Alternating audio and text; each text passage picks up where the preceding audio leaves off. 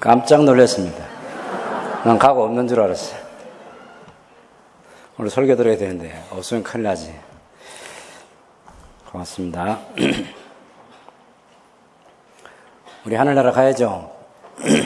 네, 돈 아니고 뭘 가죠? 믿음으로. 근데 뭘 믿느냐가 중요한 거죠. 오늘 우리 성경 본문도 우리가 하늘나라에 가는 길에 대해서 예수님께서 말씀해 주신 내용을 담고 있습니다.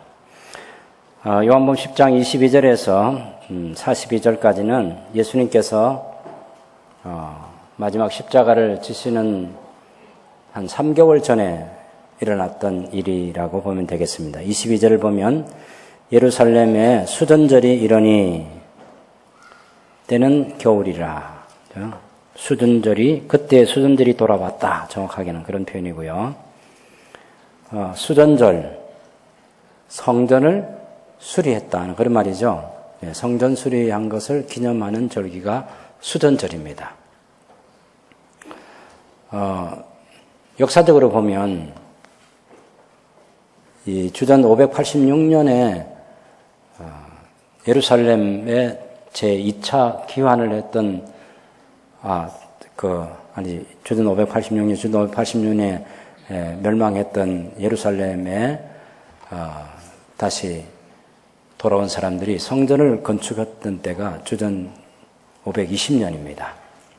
돌아온 지 20년 만에 성전을 건축했는데, 그때 이제 성전을 건축할 때 스룹바벨 성전이라고 제2성전을 건축했는데, 이 성전이 헬라 제국 시대에 안티오쿠스 4세라고 하는 그 사람 때에 이 성전이 더럽혀집니다. 역사적으로 보면. 여러분, 역사적으로 이제 바벨론 제국 다음에 페르시아 제국 때, 그 고레스 왕 때 돌아와가지고 주전 536년에 돌아왔죠. 돌아와서 이제 성전을 이제 건축을 하다가 중단돼가지고 16년 만에 다시 재개를 해서 이제 4년 동안 성전 건축을 해서 20년 만에 건축을 한 거죠. 이 성전이 오래 가는 동안 이제 페르시아 제국을 지나서 헬라 제국 때에 유대가 이제 두 헬라 제국의 왕조에 의해서 지배를 받게 됩니다. 남쪽은 이집트를 중심으로 한 프톨레미 왕조라고 그렇게 말하기도 하고 프톨레미 왕조라고 말하기도 하는데, 그 왕조에 의해서 유다가 오랫동안 지배를 받아요. 그런데 주전 190년대 잠깐만요. 안티오쿠스 에피파네스 4세라고 하는 이 사람이 성전을 다시 이제 더럽히는 그런 때가 옵니다. 그래서 그 사람이 이제 성전을 더럽혀가지고, 마카비 형제들에 의해서 반란이 일어났던 그 헬라 제국을, 대항하는 그런 마카비 혁명이 일어났고, 그렇게 해서 성전을 다시 회복하는 때가 있었습니다. 그때가 바로 이때 수전절이라고 하는 이 절기라는 것이죠. 그래서 우리가 프톨레미 왕조 때에 이 성전이 더럽혀진 주전 169년 이 안티오코스 에피파네스 4세는 왜 에피파네스라고 하는 이름을 붙이냐면, 자기를 신이라고 해가서 신의 나타남, 그리고 우리 짧게는 신의 현현, 이 소리 좀 줄여줘야 되겠는데, 신의 현현 해서 이제 그 신이 나타났다, 자기를 신이라 해가지고 신이 나타났다는, 그래서 에피파네스라는 별명을 하나 더 붙였어요. 원래는 안티오코스 4세입니다. 이 사람이 자기를 신이라고 부르면서 신이 나타났다 해서 안티오코스 에피파네스라고 이렇게 에피파네스라는 이름을 붙였는데, 1169년에 그 성전에 이제 그 제우스 신상을 세우고 돼지 피를 부어서 제사를 지내고, 그래서 완전히 성전을 더럽혔어요. 이것에 대한 분노한 사람들이 이제 마카비 혁명을 일으켜서 안티오코스 4세를 물리치고 주전 164년에 성전을 다시 수리를 하게 됩니다. 이것을 가리켜서 수전절이라고 그렇게 말하는 거예요. 성전을 다시 회복한 절기. 수전절. 그런데 성전을 다시 회복한 이것을 이제 한우카라고 해서 빛의 절기라고 그렇게 말하기도 합니다. 빛의 절기. 하나님의 성전에서 하나님의 영광이 다시 드러나게 되는 그런 절기를, 그것을 기념하는 거죠. 근데 한번 생각해 보세요. 초막절에 우리가 10장 21절까지는 초막절이 끝나고 그때 있었던 일들을 얘기하잖아요. 7장부터 시작된 초막절이 시작된 예수님과 유대인들 사이에서 오고 간 논쟁이라든지 또 예수님께서 맹인을 고치신다든지 그렇게 해서 예수께서 누구신지를 보여주는 그런 일이 초막절에 있고, 그 다음에 이 수전절에 다시 예루살렘에 예수님이 3개월 뒤에 나타나셨으니까 그간에는 유대 지역에서 예수님이 머무시면서 그 시간을 보내시다가 이제 수전절에 다시 예루살렘에 들어오신 거죠. 왜 이 절기에 오셨을까 하는 이 생각을 우리가 또 한번 해볼 수 있겠습니다. 왜냐하면 성전을 다시 회복한 것을 기념하는 이 절기에 예수님이 오신 거죠. 다시 방문했는데, 그럼 예수님이 정말 주전 164년 마카비 혁명으로 인해서 이 성전이 완전히 회복됐느냐? 성전이 회복되려면요, 제2바벨론 포로에서 귀환한 사람들 에스라와 느헤미야 때를 보면 완전한 성전 회복은 성전의 건축으로서 성전 회복이 아니고 언약 공동체를 다시 에스라가 와서 하나님 말씀 위에 세우는 것, 그 다음에 느헤미야가 와서 성벽을 다시 재건해서 백성들이 예루살렘 성에 안전지대 거하면서 성전에서 제대로 하나님께 예배도 하고 그리고 하나님 말씀을 지켜서 살아내고 하는 그런 것들이 다 합쳐져서 성전이 재건됐다, 이렇게 말하는 거예요. 근데 마카비 혁명 때 이 성전을 다시 되찾고 그것을 물리적으로 수리하고 하는 그런 일을 했지만 하나님의 말씀대로는 살지 않았습니다. 우선 마카비의 그 형제들, 그 후손들이 왕과 제사장직을 겸직하고 그렇게 해서 권력 싸움을 하게 되고 주전 63년에 로마 제국에게 헤롯 대왕의 아버지 헤롯 안티파테르 2세가 행정장관으로 있으면서 유대 나라를 로마 제국에게 갖다 바쳤습니다. 그 말은 혁명을 통해서 성전을 되찾은 사람들이 성전 안에서 하나님을 제대로 섬기고 하는 무슨 대제상직을 놓고도 권력 싸움을 하고 심지어는 조카가 삼촌의 귀를 베어버리고 대제상직 수행을 못하도록 그런 말도 안 되는 짓들이 일어난 거죠. 그러니 이 성전이 제대로 회복이 안 된 것입니다. 언제까지? 예수님이 오실 때까지. 근데 진정한 성전의 주인이신 예수님께서 성전 회복을 기념하는 이 절기에 또다시 수전절이 돌아왔을 때 그 성전을 방문한 것은 그런 의미에서 특별한 의미를 가진다, 이렇게 말할 수 있겠습니다. 진정한 성전이시고 성전의 회복자이신 예수님께서 성전 회복을 기념하는 수전절에 성전을 방문하셨다. 그래서 방문했을 때 그때 당연히 솔로몬 행각에서 또 가르치신 일을 하셨겠죠. 그 가르침은 조금 전에 우리 찬양대 찬양관처럼 사람이 하나님 나라에 어떻게 들어가냐? 하나님 나라가 뭐냐? 당연히 예수님께서는 하나님 나라를 가르치시겠죠. 근데 예수님께서 가르치시는 보고 그 적대자들인 우리가 7장부터 쭉, 5장부터도 쭉 계속해서 봐왔던 예수님 대적하는 사람들, 이 유대인들이 다시 예수님을 찾아와서 당신이 그리스도면 밝히 말해달라, 이렇게 요구를 한 거예요. 한번 여러분 24절을 보십시오.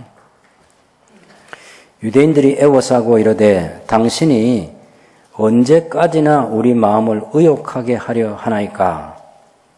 그리스도이면 밝히 말씀하소서. 예수께 대답하시되 내가 너희에게 말하였을 때 믿지 아니하는도다.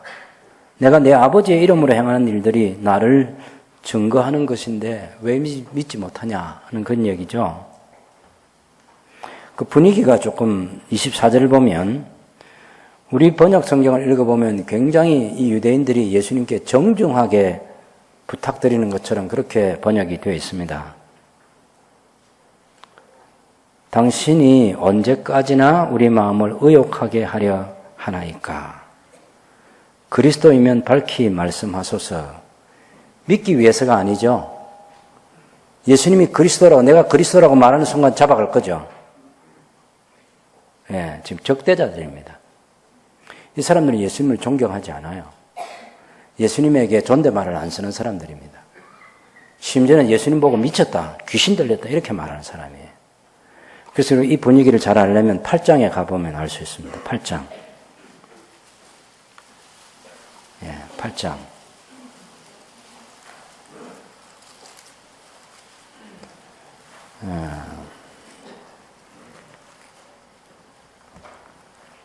팔 8장에도 역시 이제 초막절에 예수님이 내려갔을 때 여러 가지 뭐 예수님에 대해서 찾는 사람들이 있었고, 또 예수님이 그리스도다, 그리스도가 아니다, 막 이런 논쟁이 많았습니다. 7장부터 쭉 우리가 8장까지 계속되는데, 8장 21절을 보시면,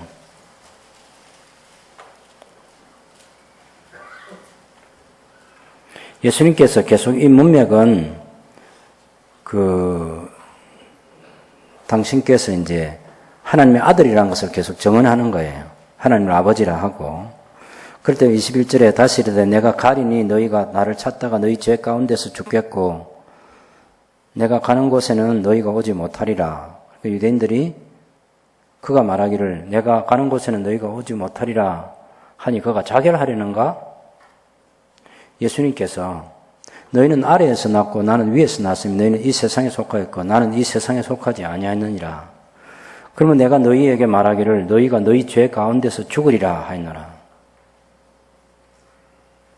그래서 너희가 내가 그인 줄 알지 믿지 아니하면 너희 죄 가운데서 죽으리라. 그럴 때 8장 25절의 이 분위기입니다. 네가 누구냐? 예. 내가 그인 줄 믿지 아니하면 너희 죄 가운데서 죽으리라 이렇게 말씀하실 때 그 적대자들은 유대인들이 당신 누구냐? 내가 누구냐 하는 요 말투입니다. 이것 때문에 또 돌을 들어 치려 했던 적이 있습니다. 자, 그래서 10장으로 다시 가보면 이 10장 24절에서 당신이 언제까지 우리 마음을 미혹하게 하려고 하느냐? 그리스도만 밝히 말해라. 요런 말투예요, 요런 말투. 정중하게 부탁하는 게 아니고, 예수님이 그리스도라고, 내가 그리스도라고 말하는 순간 잡아가려는 거죠. 그래서 그 39절에 보면 그들이 다시 예수를 잡고자 하였으나 하는 요 끝까지 다 읽어보면, 요 적대자들은 예수님이 그리스도라는 것을 알려주기만 하면 우리가 믿겠다는 그런 태도를 가지고 예수님을 찾은 사람이 아니고, 예수님을 다시 시험하고 예수님의 올무에 걸리게 해서 예수님을 잡아가려고 하는 그런 적대자들이죠.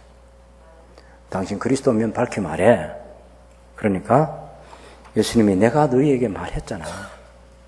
두 가지가 확실한데, 하나는 내가 그리스도라고 말했고, 또 하나는 내가 하는 일을 보면 아버지께서 나를 보내셨다는 것도 알 수 있잖아. 그런데 너희가 나를 안 믿는 거 다른 데 원인이 있는 게 아니야. 내가 말 안 해서 못 믿는 게 아니고, 내가 하는 일 때문에 못 믿는 게 아니고, 너희가 내 양이 아니기 때문에 나를 안 믿는 거야. 27절은 26절은 너희가 내 양이 아니므로 믿지 아니하는도다. 왜요? 목자와 양의 비유를 이미 10장 앞부분에서 얘기할 때 양은 목자의 음성을 들어요. 목자는 양을 압니다. 그래서 그 우리에 들어있는 여러 집에 양들이 함께 있어도 목자가 각각 다를 거 아니에요. 그래서 A라는 목자가 자기 양들을 부르면 그 목자에게 속한 사람들은 다 거기 가고, C라는 목자에게 속한 사람이 자기 양들을 부르면 다 그 목자를 따라가는 거예요. 예수님의 양도 예수님께서 목자이신 예수님이 말씀하시면 예수님의 양은 당연히 예수님 말씀을 믿고 따르게 돼 있어요. 그런데 지금 이 유대인들, 이 적대자들이 예수님을 믿지 못하는 것은 예수님 말씀을 안 하셨기 때문이 아니고, 예수님께서 하시는 일이 하나님이 보내신 하나님의 아들로서 일을 안 해서가 아니라 예수님의 양이 아니기 때문에 믿지 않는 것이고, 예수님의 양이 아니기 때문에 예수님을 따르지 않는 것이다. 그렇게 예수님이 해석을 해줍니다. 그러면서 28절에 보면 내가 나를 따르는 내 양들에게 영생을 주노니 영원히 멸망하지 아니할 것이요 또 그들을 내 손에서 빼앗을 자가 없느니라. 그들을 주신 내 아버지는 만물보다 크심에 아무도 아버지 손에서 빼앗을 수 없느니라. 여러분, 요 27절에서 29절 말씀 너무 중요한 말씀인데 우리 같이 한번 읽어보면 좋겠습니다. 같이 읽습니다. 내 양은 내 음성을 들으며 나는 그들을 알며 그들은 나를 따르느니라. 내가 그들에게 영생을 주노니 영원히 멸망하지 아니할 것이요 또 그들을 내 손에서 빼앗을 자가 없느니라. 그들을 주신 내 아버지는 만물보다 크심에 아무도 아버지 손에서 빼앗을 수 없느니라. 예수님이 한 번 주신 영생은 절대로 취소되지 않는다. 절대로 누가 뺏어갈 수 없다. 영생은 한 번 주어지는 것이지 두 번 주어지는 것이 아니다. 여러분, 구원은 흔들리지 않습니다. 하나님께서 우리를 구원하신 그 구원 사건은 하나님 편에서는 절대로 흔들리지 않아요. 괜히 우리 마음이 흔들릴 수는 있어도 하나님의 구원 사건은 흔들리지 않습니다. 절대로 누가 뺏어갈 수 없습니다.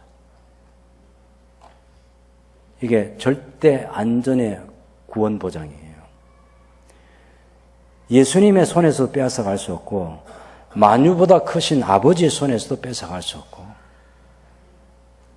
여기 성경이 뭐라고 내가 그들에게 영생을 주노니, 이건 두 번 주는 게 아니고 기다렸다 주는 게 아니고 한 번 주어버리는 거예요. 여러분, 우리가 생명을 가지고 태어날 때 한 번 생명이 주어지지 우리 지금 이 생명도 두 번 주어진 거 아니에요. 이게 왔다 갔다 하는 거 아닙니다, 이게.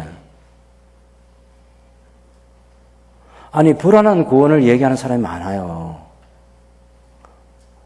무슨 성화가 됐니 안 되니 말도 안 되는 소리들 하고 있는 사람이 있습니다. 교모하게 말들을 지어내는 사람들이 있어요. 지금 우리 생명이란 이 생명도 한 번 주어진 생명이고, 이미 예수께서 우리에게 주신 영원한 생명도 한 번에 주어진 생명이지, 믿는 거 봐가면서 생명 주었다가 뺏었다가 주었다가 뺏었다가 이렇게 하는 거 아니에요. 왜 흔들리냐고. 여러분, 성화의 수준이 누구 수준입니까? 예수님 수준이에요? 바울 수준이에요? 베드로 수준이에요? 누구 수준이냐고. 아니, 초대교회에 누구 수준이면 구원받아요? 지난 기독교 2000년 역사에 누구 수준이면 구원이 기준이 되겠냐고. 그런 거 아닙니다. 믿는 사람은 아무나 믿는 게 아니고 택하신 백성만 믿습니다. 언제 선택했냐? 창세전에 선택했습니다. 선한 행동을 할지 악한 행동을 할지 그걸 미리 알고 선택한 거 아닙니다. 그냥 하나님이 당신의 것으로 선택하셨습니다. 기뻐서 좋아서 선택하셨고요. 그리스도 예수 안에서 우리를 거룩한 하나님의 아들들 되도록 하시기 위해서 예정하신 것입니다. 그렇게 예정된 사람은 누군가에 의해서 복음을 들을 때 믿게 되어 있습니다. 왜? 그 복음이 전파될 때 성령 하나님께서 역사하십니다. 그 말씀이 깨달아지게 하고 그 말씀이 믿어지도록. 우리의 구원을 성부, 성자, 성령 하나님께서 열심히 동업을 하시는 거예요. 그렇게 해서 우리의 구원이 이루어집니다. 한 번 이루어진 구원은 절대로 바뀌거나 취소되거나 그러지 않습니다. 직분은 빼앗길 수 있어요. 그러나 구원은 빼앗기지 않습니다. 하나님의 은사가 우리에게 더 이상 나타나지 않을 수 있어요. 그러나 주신 생명 자체가 없어지는 게 아닙니다. 요한일서 5장 11절에서 12절 말씀도 보면 내가 너에게 이 편지를 쓴 중요한 목적인데 너에게 영생이 있음을 알게 하려고 아들이 있는 자에게는 생명이 있고 아들이 없는 자에게는 생명이 없느니라. 예수님을 모시고 한 번 생명이 주어지면 그건 영원한 생명입니다. 절대로 중간에 취소되지 않습니다. 내가 그들에게 영생을 주느니 영원히 멸망하지 아니할 것이요 그들을 내 손에서 빼앗을 자가 없느니라 그랬습니다. 이미 요한복음 7장에서도 6장에 똑같이 얘기를 했어요. 한 번 주어진 구원은 번복되지 않는다. 동의하시나요?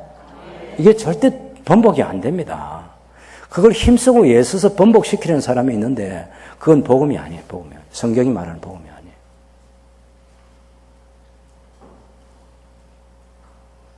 예수님의 양만이 예수님을 믿습니다. 그리고 믿는 자에게 하나님의 자녀가 되는 권세를 줍니다. 영생을 주시는 거예요. 차츰차츰 주는 게 아닙니다. 생명이 어떻게 차츰차츰 생깁니까? 단번에 주십니다. 단번에 구원의 은총을 허락하시는 거예요. 단번에 중생이 이루어지고요. 단번에 의롭다고 됩니다. 차츰차츰 아닙니다. 차츰차츰 그것은 믿는 사람, 하나님의 자녀, 성도, 구원받은 의로운 사람이 말씀을 듣고 변화된 삶을 살기 위해서 노력하는 과정에 성령께서 역사하셔서 차츰차츰 성화는 이루어지지만 그 성화의 어떤 수준 때문에 요 정도 수준 가지고는 의롭다 한 거 그거 안 되겠다 이런 거 아닙니다. 여러분 여기 양들의 상태를 한번 보십시오. 예수님의 양들의 목장에 있는 다양한 양들 한 목장 밑에서 지금 관리를 받는 보호받는 양들을 생각해 보려고 그 양들 가운데는 아주 온순한 양도 있고 성질이 좀 그런 양도 있고 그죠? 또 어린 양도 있고 병약한 양도 있고 담대한 양도 있고 다양한 게 있을 거 아니에요. 양들의 상태는 중요하지 그것이 주님의 양이냐 아니냐 이게 중요한 거지. 구원은 한 번 주어진 구원은 절대 안전하다. 타락은 일시적인 타락은 있을 수 있습니다. 그러나 한 번 구원받은 사람은 영원히 타락하지는 않습니다. 믿고 구원받은 성도가 성령을 회방하는 죄를 짓거나 용서받을 수 없는 죄를 계속해서 지으면서 인생을 끝내지 않습니다. 반드시 회개의 영이 성령께서 역사하셔서 회개하고 하나님께 돌아오게 됩니다. 타락한 사람 가운데 솔로몬만큼 타락한 사람이 있겠습니까? 솔로몬만큼 우상숭배를 많이 한 사람이 있겠습니까? 그렇게 많은 여자들을 위해서 신전을 지어주고 그 신을 섬기고 했던 그런 사람 아닙니까? 그는 나중에 돌아왔습니다. 창조주 하나님을 제대로 알게 됐습니다. 그래서 자기 자녀들에게 잠언서라든지 특별히 전도서를 남겨서 청년의 때에 너의 창조주를 기억하라. 내가 다 경험한 건데 다 헛되더라. 다 헛되더라. 다른 거 다 거짓되다. 여호와를 경외하는 것만이 유일하게 참된 것이고 창조주 하나님을 섬기는 것만이 우리 인생의 본분이다. 그것 말고 다른 거 없다. 이렇게 유언으로 남기게 된 그의 작품입니다. 그래서 우리가 이 예수님께서 하신 이 말씀 그대로 믿으면 됩니다. 구원은 절대로 흔들리지 않는다.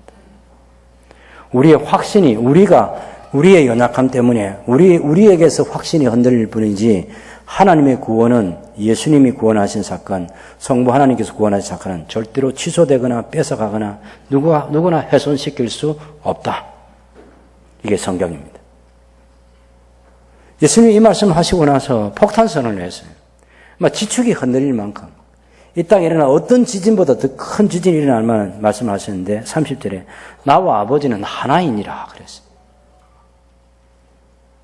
야, 이게 미친 사람 아니야 이게? 예? 이 유대인들이 제대로 본 거지. 이건 귀신 들리거나 미치거나 이거는. 이 정신이 온전하면 나하고 아버지는 하나다. 이런 얘기를 누가 감히 하나.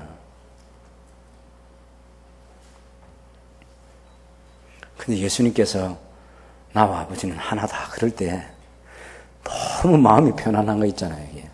예? 제가 이 성경을 얼마나 많이 읽었겠습니까? 나와 아버지는 하나라고 말씀하시는 예수님 말씀을 읽으면서 제 속이 불편한 적이 단 한 번도 없습니다. 아까 우리 불렀던잖아요. 성부, 성자, 성령, 성삼위 일체계 하는. 야, 성삼위 일체계. 그건 부를 때마다 너무 감사하고 감격이 되는 거예요. 찬양, 성부, 성자, 성령, 성삼위 일체계. 아버지와 아들과 성령이 구별되신데 하나라. 예? 절대로 아버지는 아들이 아닙니다. 성부 하나님은 성령이 아니에요. 성자 예수님은 성부가 아니고 성령이 아닙니다. 성령 하나님은 성자 예수님도 아니고 성부도 아니에요. 성부, 성자, 성령은 완전히 구별됩니다. 그래서 셋이에요. 근데 셋이라고 생각한 딱 그 순간 바로 하나이신 하나님이에요. 여기에 이제 머물러 있으면 안 됩니다. 머물러 있는 건 아주 위험해요. 아버지와 아들과 성령이 개체가 다 다르잖아요. 그래서 셋이다. 그리고 시간을 오래 보내면 안 돼요.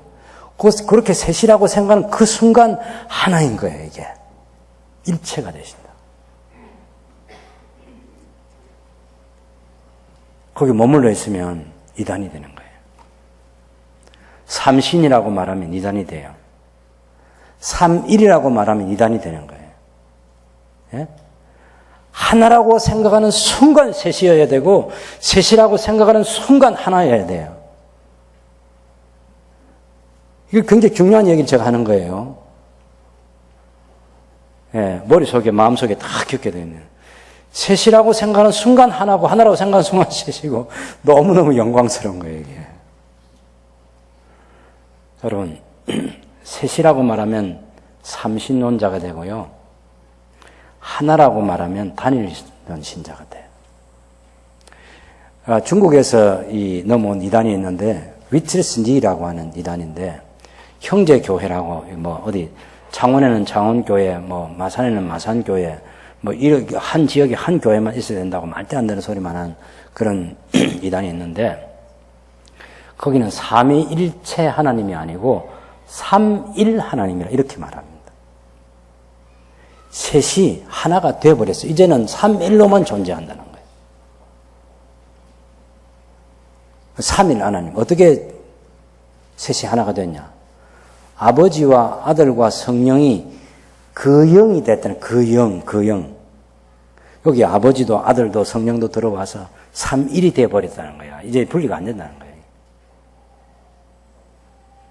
근데 여러분 우리가 계시록을 읽어보면요. 계시록 4장 5장을 보면 계시록 4장은 성부 하나님께 찬양과 경배를 드리고요. 계시록 5장은 성부 하나님과 성자 예수님께 찬양과 경배를 드려요. 천상의 예배도 삼위 하나님께 예배를 하지 삼일 하나님께 예배를 하지 않아요. 보좌에 앉으신 이와 그 곁에 앉으신 하나님의 어린 양이 다릅니다.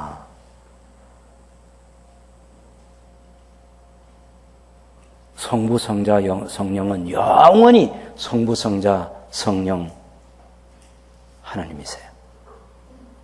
그리고 그 성부, 성자, 성령 하나님은 영원히 그 본질에 있어서 동등하시고 동일하신 일체이신 하나님이에요. 영원입니다.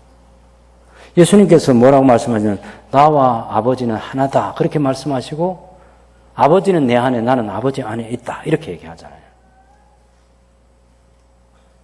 분리된 상태로 삼신으로 영원히 존재하는 게 아니라 영원히 셋이면서 영원히 하나이시고 그래서 삼위일체라고 하는 이 독특한 신앙 용어를 신앙 용어는 사람이 만들었어요. 할 수 없어요. 진리를 표현하기 위해서 그 용어가 갖고 있는 특성과 한계가 있긴 하지만 그래도 그렇게라도 표현을 하지 않으면 이 놀라운 진리를 표현할 수가 없어서 삼위일체라고 표현을 한 거예요. 그것을 그 존재론적으로 삼위가 구별되는 이 세 하나님이 일체라는 것을 고민하면서 했던 사람이 그 유명한 신학자 교부였던 어거스틴이라는 사람이, 이 사람이 그 삼위일체 하나님을 성경은 말하고 있는데 그걸 이해를 하려고 하니까, 존재론적으로 설명을 하니까 너무너무 머리가 지근지근 아픈 거야. 그래서 어느 날 바닷가를 거닐었어요. 근데 한 소년이 조개 껍질을 가지고 물을 이렇게 퍼내고, 바닷물을. 그때 어거스틴이 얘기를 했어요. 얘야, 그 조개 껍질 가지고 바닷물을 다 퍼낼 수 없어. 그 손이 일어나서 당신의 머리로 삼위일체 하나님을 이해할 수 없습니다. 그래서 그 그림에 설명했죠. 영국 그 런던에 있는 미술관에 가면 그게 그림, 그때 김정일 목사님 저랑 가서 그 그림 보았어요. 거기 그 손이 누구냐? 예수님이 어거스틴에게 가르쳐 줬다. 이렇게 돼 있어요. 그럼 우리 머리로 하나님이 이해되면 그 하나님이 우리보다 못하잖아요. 그렇죠? 우리 머리로 다 이해되는 신은, 신화에 나오는 신들은 우리가 다 이해됩니다. 그 왜 다 이해가 되냐? 신화에 나오는 신이 셀 수도 없이 많아요. 그리고 그 신을 설명해 놓은 거 보면 그 신화에 나오는 신들은 뭐 제우스라든지 그런 신들이 다 이해가 되는 것은 그 신을 사람이 만들기 때문에 이해가 되는 거예요. 사람의 머릿속에서 나오는 신들은 다 이해가 됩니다. 뭐 삼신할매도 다 이해할 수 있습니다. 그게 뭐 대단한 것 같아도 그 삼신할매 너무 쉽습니다. 그거는. 예. 근데 삼위일체 하나님만이 영원히 이해할 수 없는 하나님이에요. 그런데 그것이 사실이. 그 하나님을 우리가 믿을 수 있고 그 하나님을 믿고 구원받는 거예요. 이해는 못하는데 믿어져요. 머리가 좋아서가 아니고요. 하나님의 은혜가 임했기 때문이에요. 하나님께서 당신의 택하신 백성들을 위해서 성령 하나님을 보내주셔서 우리를 진리 가운데 인도해 주시기 때문에 우리가 믿어지고 이해가 되는 거예요. 그것 때문에 갈등하잖아요. 여기 계신 여러분 가운데 요한복음 10장 30절 가지고 머리털 하나라도 빠져본 적 있습니까? 이게 이해가 안 돼가지고 밤잠 이루어지지 못한 사람이 있어요. 아무 갈등이 없어요. 아니, 예수님이 아버지하고 나하고는 하나라면 하나인 거지, 뭐, 다른 토가 뭐가 필요해요, 그게. 예수님께서 아버지는 내 안에, 나는 아버지 안에, 우리가 일체로 존재한다. 그러면, 그냥 그런 거지. 거기 무슨 고민이 있어가지고 밤잠 자지 못하고 그럴 필요가 있나요? 아니, 그런 일이 생기지 않아요. 하나님의 자녀들에게는 생기지 않습니다. 그런 고민이. 오늘 저녁에 일부러 또 내가 한번 고민해 봐야지 하고 그럴 필요 없습니다. 예. 그냥 편안하게 주무세요. 주님이 사랑하는 자에게 잠을 주실 때 편안히 자야지. 그것 때문에 고민할 필요 없습니다. 나와 아버지는 하나다. 근데 유대인들은 이걸 받아들이기 어려운 겁니다. 하나님일 수 없는 이 청년 예수가 자기들 앞에서 나하고 아버지는 하나다라고 하니까 얼른 그 자리를 떠서, 지금 예루살렘 성전은 돌이 없잖아요. 어디 가서 돌을 가져와가지고 예수님 돌을 치려고 하는 겁니다. 그래서 31절에 유대인들이 다시 돌을 들어 치려 하거늘, 전에도 한번 했는데 못 쳤어요. 근데 이번에도 다시 돌을 들어 치려 하거늘, 이번엔 진짜 돌을 쳐서 죽여버려야 되겠다는 생각을 하는 겁니다. 얼마나 화가 났겠어요. 예? 우리 성은이 우리 몇 살이야, 지금? 예? 28. 예, 조금 더 있으면 이제 30 되고, 그죠? 예수님처럼 나이가 이제 30살 이렇게 될 때 오겠죠. 그런 청년이 성부 하나님하고 나하고는 하나다라고 하니까 유대인들이 이 화가 머리 끝까지 올라온 거야. 그래서 성경에도 보면 하나님의 이름을 모독하는 자는 돌로 쳐 죽이라. 거름이든지 나그네든지 누구든지 가리지 말고 그렇게 하라. 어디 나오냐? 레위기 24장 16절에 나와요. 한번 성경 펴보겠습니다. 레위기 24장의 배경이 이 출애굽할 때인데,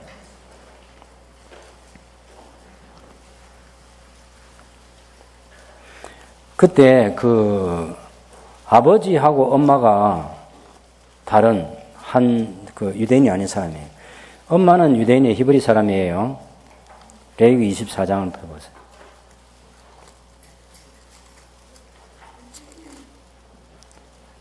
24장 10절에 보면 이스라엘 자손 중에 그의 어머니가 이스라엘 여인이고 그의 아버지는 애굽 사람인 어떤 사람이 나가서 한 이스라엘 사람과 진영에 싸우다가 그 이스라엘 여인의 아들이 여호와의 이름을 모독하여 저주했어요. 무리가 모세에게 끌고 왔습니다. 이 사람은 어떻게 될지 아직은 하나님의 법이 없기 때문에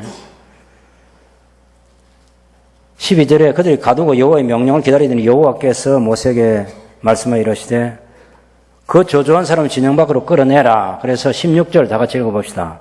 여호와의 이름을 모독하면 그를 반드시 죽일지니 온 회중이 돌로 그를 칠 것이니라. 거름이라든지 본토이라든지 여호와의 이름을 모독하면 그를 죽일지니라. 여호와의 이름을 그를 반드시 죽일지나.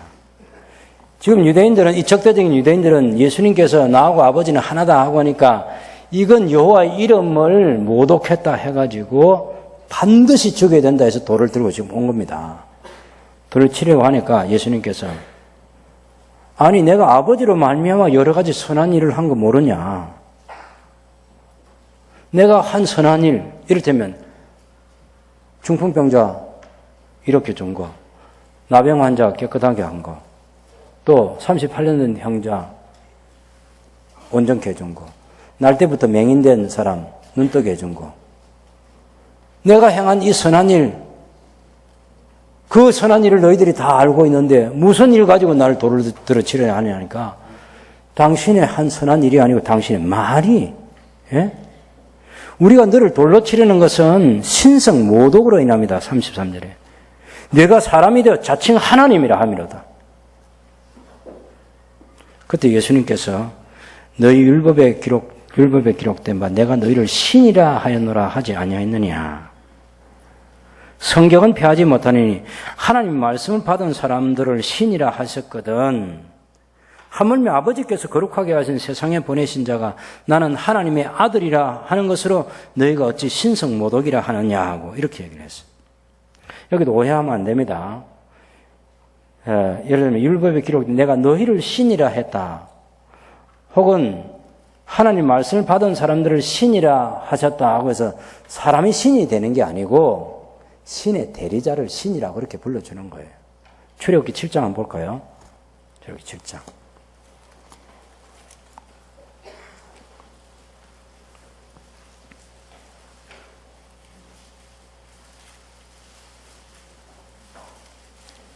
출애굽기 7장 1절에 보면 여호와께서 모세에게 이르시되 볼지어다 내가 너를 바로에게 신같이 되게 하였은정 내 형 아론은 내 대언자가 되리니. 그래서 모세를 애굽 왕 바로에게 신같이 되게 하는 거예요. 애굽 왕 바로는 태양신의 아들이에요. 그죠? 파라오라는 말은 태양신의 아들이란 말인데 그 태양신 아톰 그 신의 아들이라고 하는 거죠, 자기가. 태양신의 아들.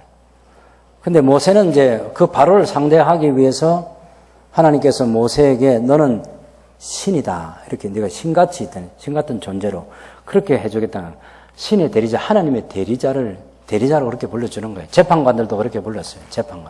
재판관들도 하나님의 대리자가 되게 했어요. 그런 뜻에서 예수님께서 너희를 신이라 하였노라 이런 뜻이지 사람이 신이 된다는 그런 얘기는 아닙니다. 자, 하물며 아버지께서 거룩하게 하셔서 세상에 보내신 자가 나는 하나님의 아들이라 하는 것으로 너희가 어찌 신성 모독이라 하느냐고. 만일 내가 내 아버지의 일을 행하지 아니하거든 나를 믿지 말려니와 내가 행하거든 나를 믿지 아니할지라도 그 일은 믿어라. 그러면 너희가 아버지께서 내 안에 계시고 내가 아버지 안에 있음을 깨달아 알리라. 그런데 깨달아 알리라 했는데 깨달아 알지 못하는 이유는 예수님의 양이 아니기 때문에.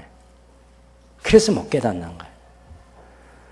저하고 여러분이 예수님이 하나님이라고 하는 것 아무 의심 없죠. 그죠? 예. 성부 하나님, 성자 하나님, 성령 하나님. 이 구분하기 위해서 이런 붙이를 전혀 갈등도 없고요.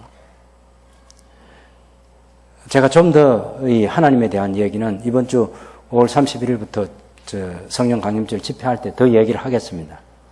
단단한 음식을 먹을 수 있도록 얘기를 더 하겠습니다. 너무 제가 세례문답 할 때 보면 너무 초보적인 것밖에 몰라서 너무 안타까운 것 같아요. 물론 우리가 기본적으로 예수님 믿고 구원받는 데는 요것만 알면 되면 요 정도만 알아도 아무 문제 없어요. 그런데 우리가 세상 사람들과 함께 살아가면서 그 사람들이 기독교를 자기들하고 같은 종교라고 말하는 거야. 예? 우리가 믿는 신, 너희가 믿는 신 이렇게 구분하는 거야. 말도 안 되는 얘기를 하는 사람들에게 우리가 믿는 하나님은 너희가 믿는 신과는 하늘과 땅만큼 근본적으로 다르다는 이 얘기를 하기 위해서는 삼위일체 하나님에 대해서 좀 더 자세하게 알아야 돼요. 성경이 말하는 진리를. 성부 하나님이 왜 창조주가 되고 성자 예수님이 왜 창조주가 되고 성령 하나님이 왜 창조주가 되는지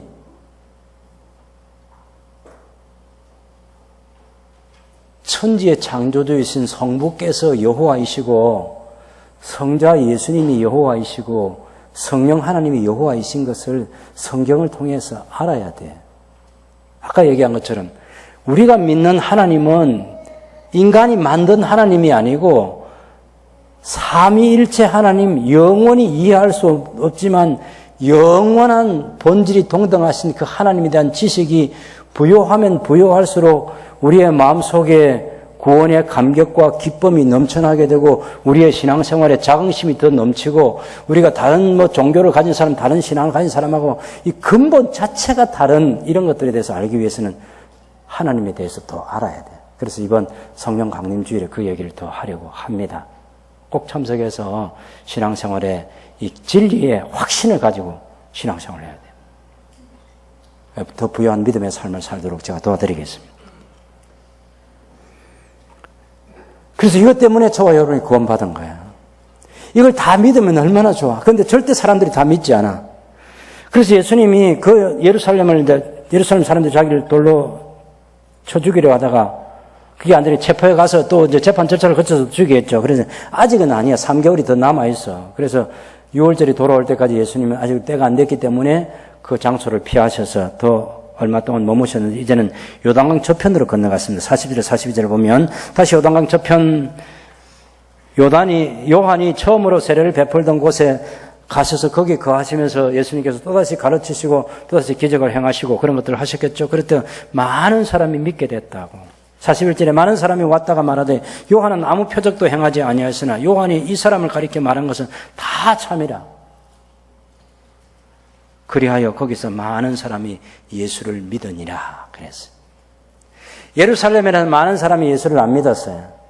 그런데 요한은 세례를 줬던 이 이방인 지역인 여기 가서는 그 요단강 건너편 그쪽에서는 사람들이 예수님을 많이 믿었어요. 뭐로 믿었어요? 구세주와 주님으로 믿었어요. 여러분 세상에는 이 두 종류 사람밖에 없습니다. 예수님을 믿는 사람, 예수님을 안 믿는 사람. 예수님은 하나님의 아들이십니다. 예수님은 메시아입니다. 예수님이 그리스도고 예수님이 창조주예요. 우리가 그 예수님을 믿음으로 하나님의 자녀가 되는 권세를 받았어요. 이 구원은 절대로 취소되지 않습니다. 예수님이 누구도 빼앗아갈 수 없다고 말씀하셔서는 빼앗아갈 수 없는 겁니다. 예수님이 한 번 생명을 주신다면 단번에 주신 생명은 누구도 뺏어갈 수 없습니다. 우리가 그 구원의 확신을 가지고 살아야 되겠습니다. 성부, 성자, 성령 하나님을 성경이 가르치는 대로 그대로 믿는 믿음의 사람으로 우리 신앙생활을 해가야 되겠습니다. 하나님께서 반드시 그 은혜를 저와 여러분에게 이미 주셨고 앞으로도 계속해서 부어주셔서 이 신앙이 이 진리에 대한 이 확신이 우리의 신앙 고백이 흔들리지 않게 하실 것을 저는 믿습니다. 우리가 그 나라에 다 넉넉하게 들어가게 될 것입니다. 우리 주님이 그렇게 해서 영생을 누리도록 하기 위해서 설계도 하셨고 그 일을 성부, 성자, 성령께서 진행시키고 계시는 거죠. 이 믿음 안에 가면서 이 복음의 진리를 다른 사람들에게 나눠주는 축복의 통로로 살아가는 저와